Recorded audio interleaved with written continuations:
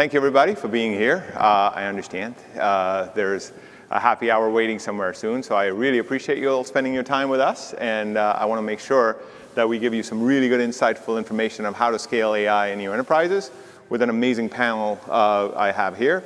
I have Joe from Northwell Health, I have Mo from Williams-Sonoma, and Adam from Smyths Toys. My name is Riyaz Habibbhai. I run product marketing for Google Cloud, and really excited to kind of introduce our panel. So, Joe, if you want to give a little bit of background about yourself, that'd be great. Sure, Joe Gimigliano at Northwell Health, one of the largest health systems in the country, the largest in New York State, and we're growing rapidly. Awesome. I am Mo. I'm with Williams-Sonoma family of brands. I look into their product discovery and enterprise AI strategy.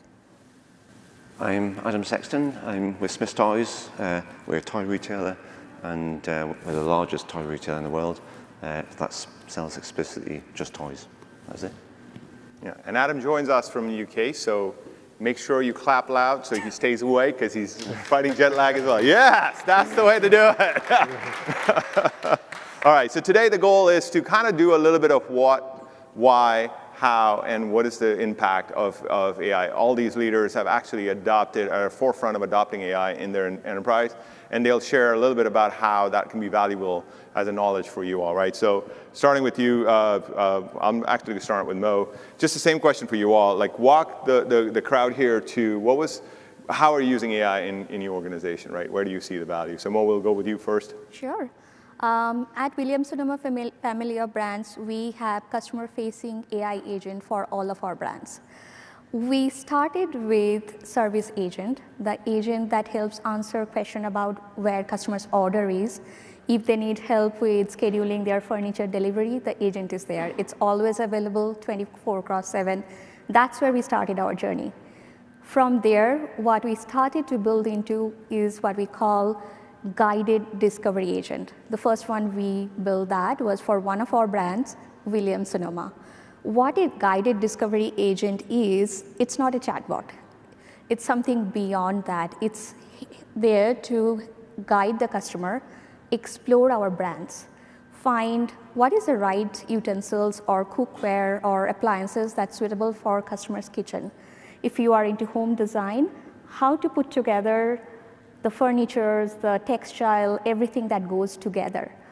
And it's kind of like a guided companion. You can explore ideas, you can ideate, and it's there all the way to guide.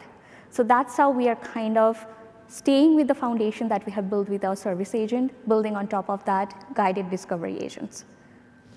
Pretty cool.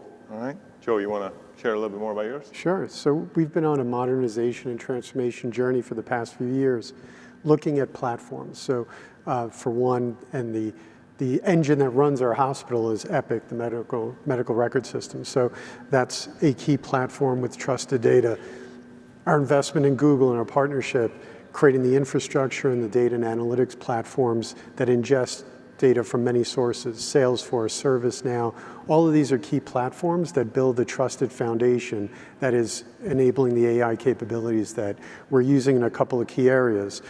Big focus areas when we think about the uses of AI, we have administrative staff, back office personnel, people that support the organization. And then you have clinical staff, think about nurses and doctors, and then patients, and using AI directly in those interactions. We're just scratching the surface there, but those other two areas is where we've spent a lot of time over the past few years. All right, and through the session, we'll dive deeper into a little bit more. Sure. So thank you. Adam, you want to bring it home?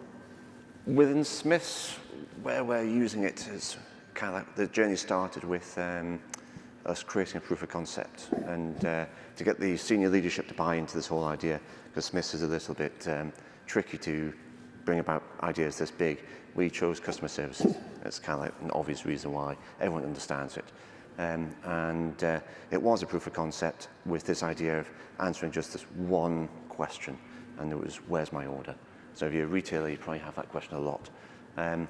And we went from that starting question in January 25, and at the end of it, we actually took 60% of the entire department, answering every single question, social media, everything. We did 300,000 emails. So that's kind of where we started with customer service, with our AI journey. It was there. But the ambition's not that our ambition is to actually do a digital workforce, and that's where we want to go. We want to build a buyer, a digital buyer, that is actually out there to not replace a buyer, but to challenge a buyer with their decision making. And the whole idea behind this is if you're holding hundreds of millions of pounds or dollars of stock, if you get a 2-3% improvement on that decision making, your return on that is enormous. So we were massively successful in that customer services space, and that is now giving us the green light, and we are now looking at that buying space, building an AI to sit in there and drive improvement of decisions.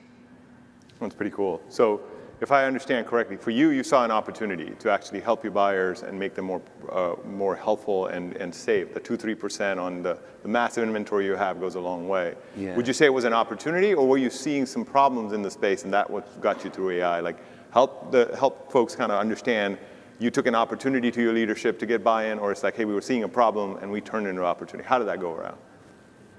Yeah, I wasn't really seeing an opportunity. There was one as such. Smyths was expanding.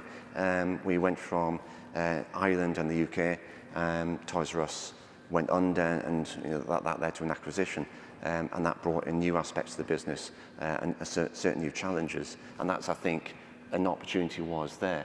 But that wasn't really it for us in Smyths. We didn't use AI because we had business problems and AI was the solution.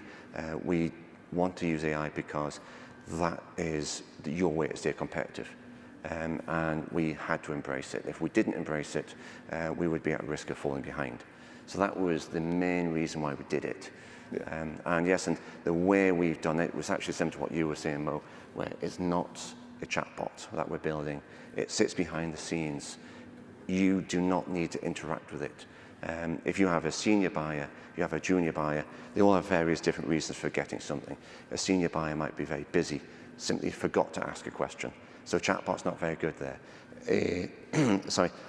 A junior buyer may not even know to ask the question. So what we do is we monitor everything the buyer is doing, and we will then challenge the buyer on a decision. And the idea is that will get them to think twice about what they just did. And that could lead to changing a purchase order, ordering something with a different vendor, something to this effect. Hopefully that will then lead to better decision making overall. Got it. Yeah, I think that's the thing. It's like find not just an opportunity or problem, but see if AI can actually change the way you're working. Yeah. Right. I'll come to you, Joe, on that one. What made you the decision to go with AI? Like, what was the problem statement? Was it a problem statement or was it an opportunity? Especially any of those three areas that you said. So. I don't see it as an option. We must embrace it. The financial headwinds, the supply and demand challenges we have in healthcare put immense constraints on our ability to service our patients. So if you think about people living longer, which is a fantastic thing, it's putting more demand on the services offered by doctors, and that just puts more pressure on us. And there's limited supply, there's limited staff, and we have to find ways to keep up with that demand. So we have to embrace tools to make us more efficient, more effective, guide decision making, and just empower our workforce to be able to do more with less. Got it. So it's a constant challenge in healthcare that's always there. AI also gave you an opportunity to look at how to adopt that technology and drive that further. Absolutely. Put some more power tools on people's tool belts. Got it. And Mo, for your, like a brand like Williams-Sonoma, what was the driving force around being early in this journey and adopting quickly? I think we started with this what if question. What if customers could talk to our brand? They can talk to our associate at our stores, but when you are shopping online, typing something into the search bar isn't necessarily talking to the brands. It can give you a bunch of products back, but that's not a conversation. I love to tell the story to everybody. When building the service agent, everybody were on board. We want to factor in the availability of those agents so our customer get their service all the time.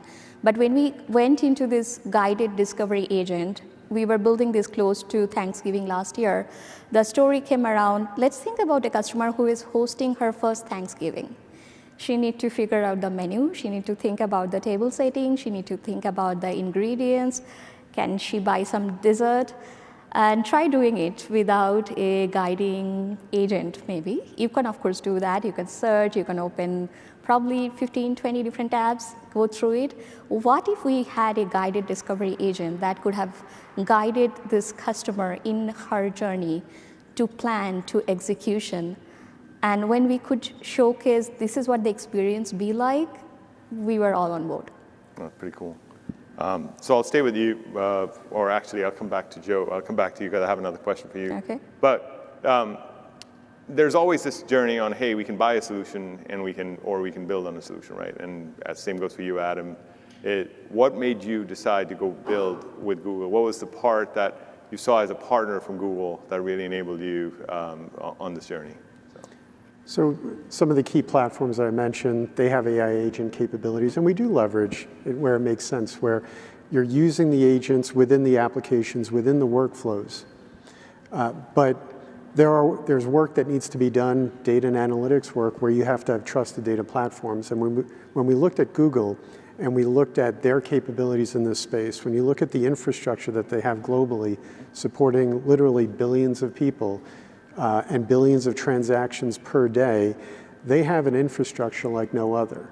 Where you see many other companies that are racing to build out data centers, they've had data centers out there for a very long time. And their pedigree, the analytics data capabilities are fantastic. The competitors are doing a great job as well, but when you look at the infrastructure that's out there, it's pretty impressive. And when you look at the ability for them to integrate with other partners, and you saw some of the competitors on the screen at the keynote this morning, they're embracing and understand the importance of leveraging other models as well within that infrastructure. And I think that's a testament to a partner that's willing to that understands that there's others out there. Yeah, no, that's, yeah. We believe it in fully a great AI stack, but also fully open, so to allow the customers to have flexibility. Thanks for calling that. Adam, anything to add on that, on your choice of working with Google? For myself, I mean, what you said is kind of true as well. It's the scale that Google operates at, and the fact that you own a lot of your hardware is very good. But the technology, for me, wasn't the overriding decision. A lot of it for me was I measured on deliverables, not on whether we had the best technology. So, you know, the competitors do have good stuff. Google has very good stuff as well. So one of my key things is if I'm being measured on deliverables, I need to have somebody who will help me deliver something real. And when we were talking to other competitors, we spoke to them. They would bring in a barrage of people, 10 people of accountants, and there'd be like 2 or 3 of us. And that just didn't work for Smyths. That's not us. So yeah, we didn't like that. We came to Google, and Google have got 2 or 3 people led by engineers. And the feeling of being able to walk away from that knowing we can deliver something. Yeah. I was like, yeah, that's what gave me confidence to pick Google. Got it. And so for me, it was more about that. The product engineering DNA of Google. Yeah. It was, yeah. Because I've got to deliver something. Yeah, that's true. Yeah. So I want to stay with you, Adam, a little bit. So let's get a click down from the use cases that you've shared. And we've had this conversation before, and you've shared a few. So you're a big user of BigQuery, and you also integrate a lot of Google technology with SAP. Can you walk the audience through how do you integrate with SAP, how you use that data? Because I think for a lot of retailers, managing their inventory through SAP and that workflow, how does Google help you? What are the specific technologies? How are you integrating AI into building the solution that is helping your buyers? Yeah, so if we go a little bit technical, we can do a little bit. We actually are building a digital workforce. That's our really big objective. So to do that, we actually need to have a lot of data. We need, in Smyths, we have an SAP instance, a decent sized one. It is our master system, and it always will be. BigQuery will never change this. So if we are going to build this digital workforce, we need to somehow federate this data out so that we could do complex AI reasoning on it. Because SAP in itself isn't the greatest place for 2 or 3 million token question to run. you really want that in a better environment. So we federate data out from our S/4HANA system. Currently, we use the SLT connector. If you're just starting this right now, not a good place to start. It's going to die in 27, but we'll be moving over to the node data copy Delta share technology. And once it's in BigQuery, we actually use Kubernetes and other technologies. Cortex is even in there. And from there, we've actually built out our own AI environment to actually query the data from BigQuery. That data then gets fed back into our SAP system. So those are the different technologies that we use, and that's kind of how we achieve it. Got it. That's pretty cool. To come back to you, Joe, for a little bit, on one of the use cases that you have is the analysis of the clinical footage, so to speak, that with a lot of data that exists. I'm sure that was a fun challenge to go solve, given the size of the data that gets moved, and one, it's how it gets reviewed. So I think you've solved the problem in two phases. One is just the storage of all of that and how you move it from your on-premises to the cloud, but also how you use AI to really help the clinical and staff to be able to identify some challenges. How are you integrating AI in these spaces, and what are some of the technologies and partners that are actually using? Well, our surgeons are really excited about this. The ability to use video from prior surgeries to train staff, mark it up, annotate, guide, use it for simulations. So they're really excited about what the future holds here. They are capturing a lot of data now with this vision of eventually, you know, in your car where you have lane assist, if you start veering off, it steers you back in that direction. With that kind of concept to guide actual surgeries. Now, this is a little further down the road, but that's those are the seeds that we're planting right now. But in order to get to that phase, it requires the buildup of that trusted data platform right now. So they're in the process of collecting video from lots of surgeries, and we're using the Google platform and bringing that all in and using various models to help extract as much information and knowledge about those videos as possible. Now, are you training these models on the platform with the data that you have and using the smaller models to deploy? Like how, if you share a little bit of color? We're using just our own data. Got it. Our surgeons are keeping this very close to the chest, but there's a lot of value that they're starting to get out of the platform in the different models. Got it. We have surgeons who are some of the best doctors in the world who rival some of our best technologists. They're pretty incredible. And so let's talk. So that's on the proprietary data training model side, but also management of this data at scale. This is where we help.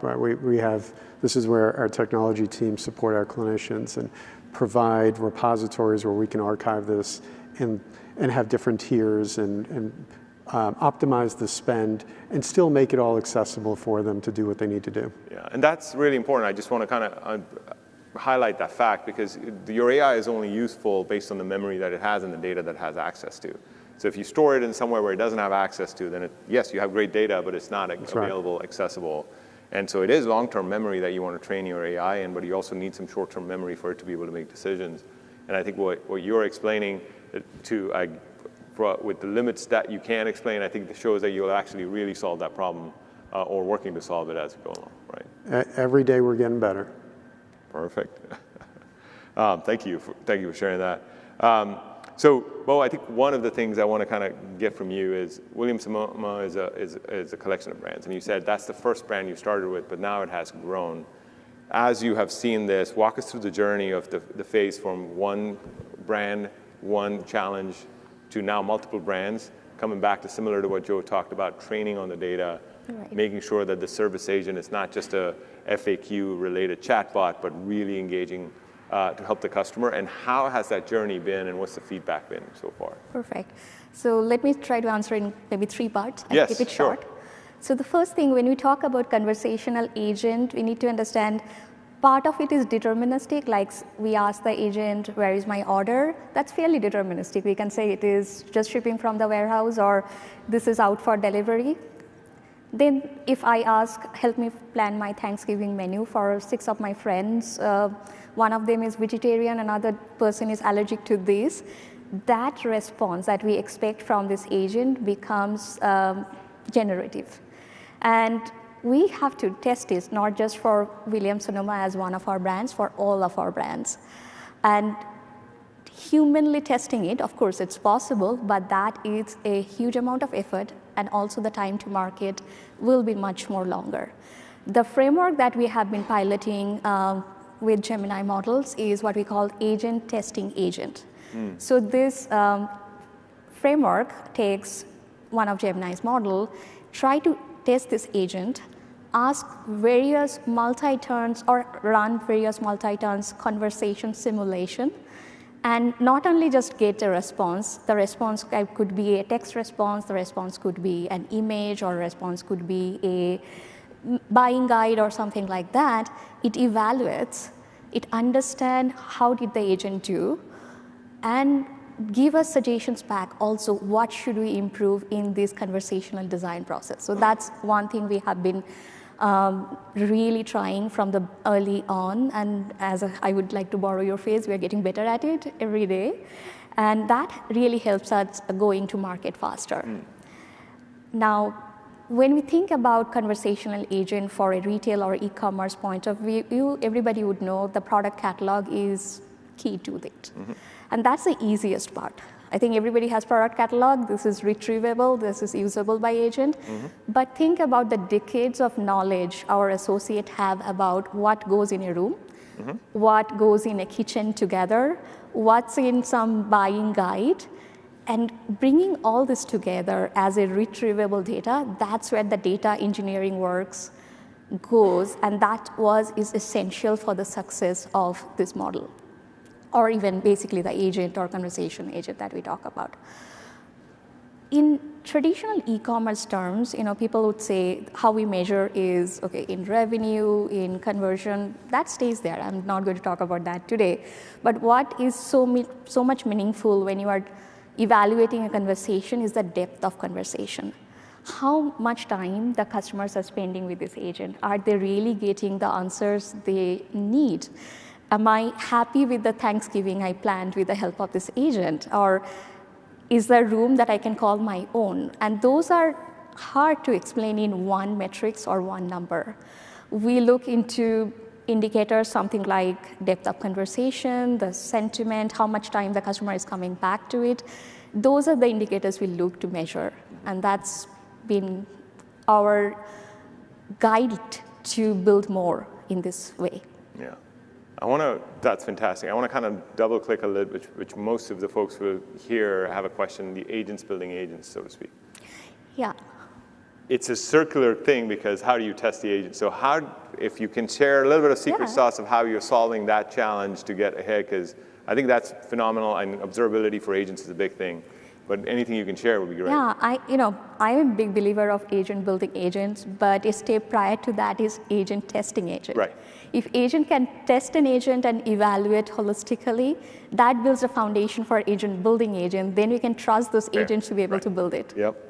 So, but how do you lay the framework of these testing agents, so to speak, and how do you get confident in those agents? And are you breaking them in smaller parts to make sure that they are testing pieces of it? The way we have tried so far is it's a complete conversation. Okay. We test into the multi-turn. Let's say I start with, help me plan my Thanksgiving menu. Once I have got the menu part more or less done, now help me do my table setting. Or how can I really need this cookware before I plan, or when do I need my turkey, even it's a question that I need to ask. So we think if we test in small segments, it's not the complete conversation. That will give us, okay, one of these use case work, but does the entire experience work? Probably doesn't. Yep. So that's why we have been testing end to end with the full conversation. Yeah.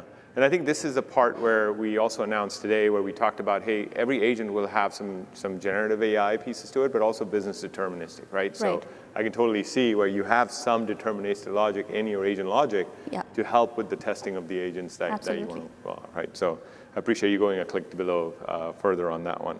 So speaking for the impact, right, like what Mo was talking about, Adam, I want to go to you. I think you touched on it earlier. It's like, hey, the impact was we wanted to arm the buyer as well as drive the 2 to 3% kind of a change in how we buy. Can you go a little bit deeper on what is the impact? Because I think the first question everybody is like, great, AI is great. A bunch of tokens are being used. What's the ROI, right? Yeah. And so help folks here see that you are seeing the ROI and you're not just drinking the Kool-Aid. So yeah, okay. So it's basically a CapEx versus OpEx cost. If we stick back to the customer service question or proof of concept that we did, that's the one that's gone through a full cycle in Smyths. Nothing is really proven to be of any worth until it's gone through a peak period for us, so that's Christmas time. So the customer service one is the one that's made it through now. And at the end of that, we can tell you that the ROI from that was around £1 million, it was. And the CapEx is, I don't know what it was, but the OpEx is Vertex AI. It's like $20 a day. And some numbers around this is kind of like, at this time, we would normally recruit something like 50 people for the Christmas period. So it's about 3 months of the year. And that would be in addition to the 30 people that are permanent. This time round, we recruited, I think it was about 9.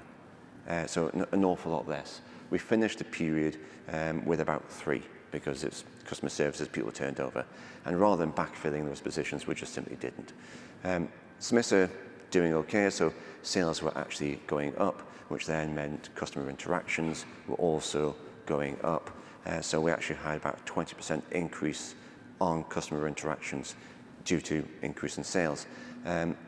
Despite that, the human agents that were there dealt with 36% less tickets.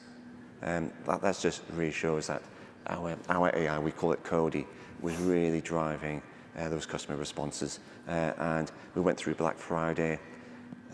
Any retailer who just goes through Black Friday understands they wish it never happened. All you're doing is giving away your margin, but hey-ho. What we decided to do was to switch off our phones for Black Friday and route everything through our AI, just for fun, see how it went. And very different definition of fun, but sure, yeah, yes. This is Smyths. We're going to try it. Let's see what happens. They never came back on. That was back in Black Friday in November, and still today the phones are off. So in terms of ROI, yes, it's for Smyths. We've absolutely nailed it. We're now looking at the whole digital workforce, that buying assistant, because that's where there's real ROI for Smyths, and they now believe it because we proved it with customer services. That's pretty cool. Yeah, and that's fantastic, and I think that's real belief in the AI actually driving the impact, and it's a lot of faith in it, but we're really proud. Joe, I'm going to come to you on the ROI question, and I think this is hard in healthcare to say on where do you attribute to the value to AI or not. So, one, how are you seeing the value, number one, and how do you also, to your stakeholders and others, showing the value to say this is what AI has been able to kind of deliver for us? We're in the early days of defining the key metrics that matter most to us.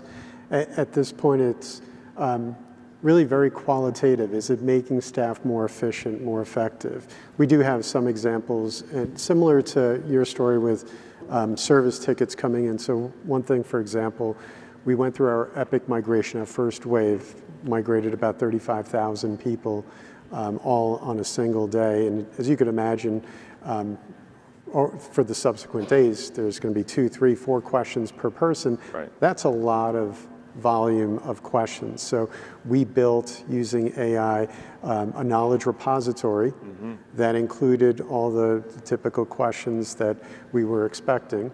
And we made it available in line with the tools that they were already using. So if they had a question, they could click on the button and it would grab the context and it would engage in a conversation and try to answer the question. And we were able to deflect quite a few calls that way, and it was our first foray into this. So it was our first migration to Epic. We have since refined. We've built the knowledge articles that will put us in a much better position next month when we go through a similar migration, which will be one of the largest Epic migrations ever. So if you could imagine the amount of questions and entropy that occurs on a migration weekend and the subsequent days, we need things like this. We need these AI capabilities to help us fend off those calls and minimize the disruption to continuity of care. And this is the migration of your staff and your employees to use the systems. Correct, exactly. And so are you building on these knowledge graphs over time so that it becomes like one of the challenges most organizations that I hear too is like, hey, we love adopting and we've adopted AI, but our workforce hasn't adopted. And it looks like you found a way for them to immediately solve the pain and then become the de facto way of working. Is that something that you continue to building on? For sure. We see this as integral to our day-to-day support. And how do we get those capabilities in line within the tools that they're using so they don't have to go out and do something in order to get information and get their questions answered? The more we can make it in the loop, in line, the more benefits we'll start to realize. Yeah, and it's in itself, right? It's a corpus that grows because they also contribute as part of interacting with the system, contribute to the data that itself helps grow and refine the system as well. Right? That's right. So, yeah, that's pretty amazing. All right, so let's get into the last part of it, right? Like we all want to be the forward-looking, what's coming in the future. I'll start with you, Mo, on where do you see, like looking ahead on the big AI investments that you see from Williams-Sonoma? Where would you invest? What would be an ideal world where you say, if as AI grows, I would expect to see A, B, and C? Like, what's the future hold for you? The way I look at it, right, all these AI agents as of now are using LLMs, right? LLMs are generalist. It knows a little bit about everything. And we train it, we put guardrails, we provide context, and it works as agent. What I feel is, I was listening to one of the breakout session earlier today, somebody from Google and NVIDIA who talked about compute becoming a frontier, and that's so true. Mm-hmm. And I think small language model is going to be an interesting aspect to really watch and explore. I am excited to explore Google's Gemini series of small language models. Yeah. One, because it's open weight. Mm-hmm. It's not a black box like some other small language models. Mm-hmm. We have decades of authority in recipes, design, what goes together. Training a small language model or configuring a small language model in those aspects. And even if we start with the data engineering aspect of it, the one I was trying to describe, all this knowledge has to become retrievable to this agent. That itself is a big problem solver for us. And Gemini is out probably a couple weeks now. Yeah. Yeah. We are excited to start exploring it, and I'm pretty sure there would be more in these, because once you get used to a conversational aspect of AI, you can never unlearn or undo about it. You want to talk to it. So That's the future. All right, pretty cool. So same question for you, Adam, my friend. What's next? Where do you see the horizon? Doesn't matter, whatever I say is wrong. Trying to guess that is going to be impossible, but yeah. It was interesting today in your keynote, it said we're in the agentic era. I think maybe the result of that is, for me, it's more about building a digital workforce. So we're kind of like almost going into in this era. And it kind of stems about what I was trying to say earlier, really, was where does Smyths come from with all this? And in the UK and in Ireland, there's a wealth of knowledge within the teams there, especially within the buying team. Smyths grew into other countries, Germany, Austria, Switzerland, and there's knowledge there as well. So as these teams, move on, how do we keep their knowledge? That's important, And so the digital workforce is your mechanism to do that. You can capture that knowledge, and it will forever stay with you and forever stay in that business. And the result of this is, well, I think going to be quite interesting, where you will find that junior members of staff, suddenly, people turn around, you've got this flip between blue collar and white collar jobs, going on, but you will also have junior members of staff able to accelerate to senior level very, very rapidly because they've got that AI assistance to actually give them that experience, to give them that challenge back to say, have you thought about this? Something that might take years to achieve is now handed to you. Yeah. So, you know, where do I think this is going? Yeah, I think it's going to go in this direction with a digital workforce. Is it going to stay within customer services, which is where we are? No. Yeah. It's definitely going to expand. Yeah. That's true. That's where I see it going. Yeah, rapid, because I think even if you have junior members working with the senior members, that wealth of knowledge trickles over time, versus now you give a full corpus of that and let them take their journey at their pace. You can accelerate their learning over time. Yeah. So staying with you quickly, so I'm sure there are folks here, some of them are very AI forward, some of them are thinking of starting the journey. One thing, if you say one thing, if you could do, what would your advice be for them? So. Bring your business and people with you.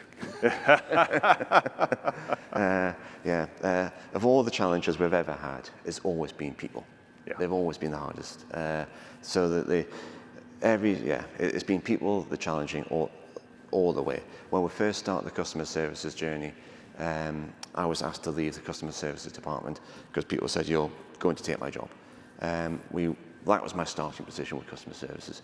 Turned it around, now we can't deliver AI fast enough. And they're now complaining to our leadership that we're not delivering enough automation fast enough. So it's a total transition. No good deed goes unpunished, my friend. Sorry? I said no good deed goes unpunished. Yes, that's discovered. So it's, if anything, it's the most important thing isn't actually about having the most agentic solution out there with the latest technology. It's about having an AI solution that your business own and use. Yeah. Pretty awesome. Thank you. Joe, question to you. Where do you see the future going, and what's one advice, that you can give the crew? Well, I think that technology is getting so powerful, and it's becoming behind the scenes, and it's putting us in a position where we can focus on the experience that we want to create. And I think Adam and Mo talking about the consumer experiences that they're focused on translates well into healthcare, because they're setting the bar. They're creating these expectations that consumers will want from healthcare too. Sure. So us being able within healthcare to deliver experiences end to end that are highly personalized, that are very contextual, I think all these technologies are going to help make that happen. But I agree, Adam, it requires you partnering with the key stakeholders in your organization, not leading with technology. It's leading with the experience you want to create. Fall in love with the problem, fall in love with the capability that you want to create, and move forward. Try things, move forward. This is a rapidly evolving space, so you're going to try things, you're going to make mistakes, but this is how you learn. And just move forward, because if you're not moving forward, you're going to fall behind. So to summarize, start now if you haven't started, make a business case, and bring people along. And in the end, it's all about the people. Is that fair to summarize? 100%. All right. Yeah. Well, I think that kind of wraps it up for us. So I hope this was valuable for you all. Great background and experience from 3 different use cases of how AI is adopted and how they each went about their journey in very different settings and setups. And hopefully you can take these learnings and apply it to your business as well. So with that, I really appreciate you all being here, sharing your experience and your time with me and us. And thank you.